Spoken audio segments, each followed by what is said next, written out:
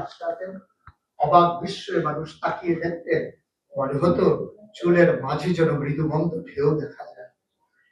তার কপালটা ছিল চওড়া শুভ্র, তার চোখের ভ্রুগুলো ছিল ধনুকের মতো বাঁকা, তার চোখগুলো ছিল টানা টানা ভাসা ভাসা, তার চোখের পাতাগুলো ছিল গোলাপের পাপড়ির মতো।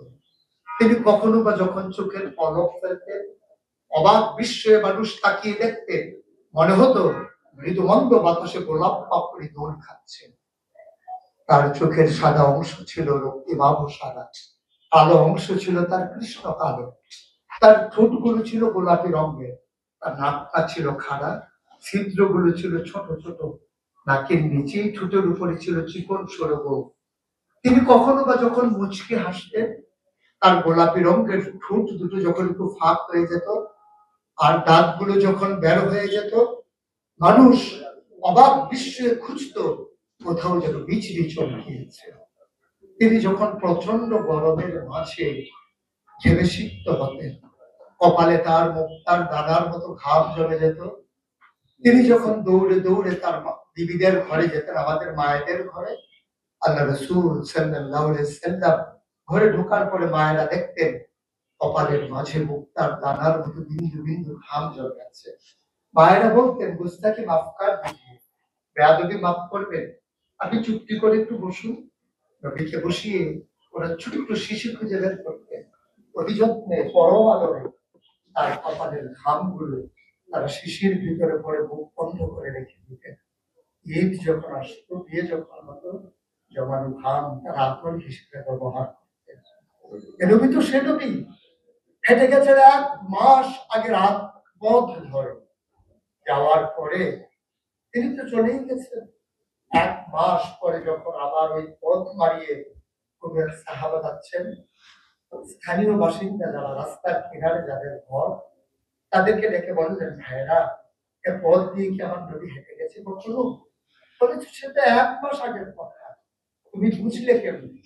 মুচকি হেসে সাহাবা জবাব দিলেন, হেঁটে গেছেন 1 মাস আগে, কিন্তু আজ সেই পথে নবীর গায়ের জান্নাতি গন্ধ পাওয়া যায়। আমার আমাদের আমাদের গর্বের নবী। কেন পাঠালেন নবীকে? লাকাদ কানা লাকুম ফী রাসূলিল্লাহি উসওয়াতুন হাসানাহ। তিনি মডেল, তিনি আইডল, তিনি আইকন, তিনি অনুপম আদর্শ, তিনি আমাদের জন্য উসওয়াতুন হাসানাহ।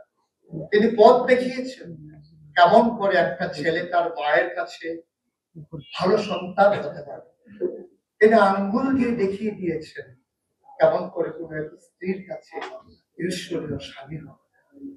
তিনি আচরণ করেছেন মা আয়েশার সাথে এমন যে আচরণ আজও যদি কোনো মেয়েরা করে, তাহলে তার স্বামীর স্ত্রী হবে তার কাছে সেরা স্বামী, শুধু সেই স্বামী তার স্ত্রীর সাথে সেই ব্যবহার করে। আল্লাহ রাসূল সাল্লাল্লাহু আলাইহি ওয়াসাল্লাম আদরের নাতি হাসান হুসাইনের সাথে এমনই মধুর ব্যবহার করেছেন। কেউ যদি সেরা নানা হতে চায়, কেউ যদি সেরা দাদা হতে চায়, সেজন্য নবীজি যে আচরণ করেছে হাসান হুসাইনের সাথে, সেই আচরণ করেছে তার নাতনি নাতনির সাথে, তাহলে সে হয়ে যাবে সেরা নানা। কেউ যদি আদর্শ শিক্ষক হতে চান, কেউ যদি হতে চান উত্তম আদর্শের অনুসারী, তাইলে আল্লাহ রাসূল সাল্লাল্লাহু আলাইহি ওয়াসাল্লাম তাআলা নিজেই জানিয়ে দিলেন যে আমি তো আপনাকে দান করেছি ইন্নাকা লাআলা খুলুকিন আযীম, আপনি হচ্ছেন উত্তম থেকে উত্তমতর চরিত্রের অধিকারী। চরিত্র হচ্ছে 3 রকম, খুলুকুল হাসান, খুলুকুল আযীম, খুলুকুল কারীম, খুলুকুল আযীম। খুলুকুল হাসান মানে হচ্ছে আপনাকে কেউ গালি দিয়েছে, আপনার হুবহু সেই গালি দিয়েছে, আপনাকে বলেছে তুমি বল, আপনি বলেছেন আমি না তুমি বল, এটা হচ্ছে হাসান। আপনাকে বলেছে তুমি সাংঘাতিক খারাপ, আপনি চুপ মেরে হেঁটে চলে গেছেন মাথা নিচু করে, আপনি হচ্ছেন খুলুকুল কারীম। আর আপনাকে বলা হলো তুমি খুব খারাপ মানুষ, আপনি চুপ করে তো চলে গেলেনই, মসজিদে গিয়ে আপনি হাত উঠিয়ে দোয়া করছেন, মাওলা সে হয়তো বুঝিনি, সে যদি বুঝতো আমাকে হয়তো বলতো না, তার জন্য উল্টো আপনি দোয়া করে দেন। এটাকে বলে খুলুকুল আযীম, যেটা ইন্নাকা লাআলা খুলুকিন আযীম। আল্লাহ বলছেন, ও নবী আমি হলাম সর্বোত্তম মর্যাদার অধিকারী, আর আপনি হচ্ছেন সর্বোত্তম চরিত্রের অধিকারী।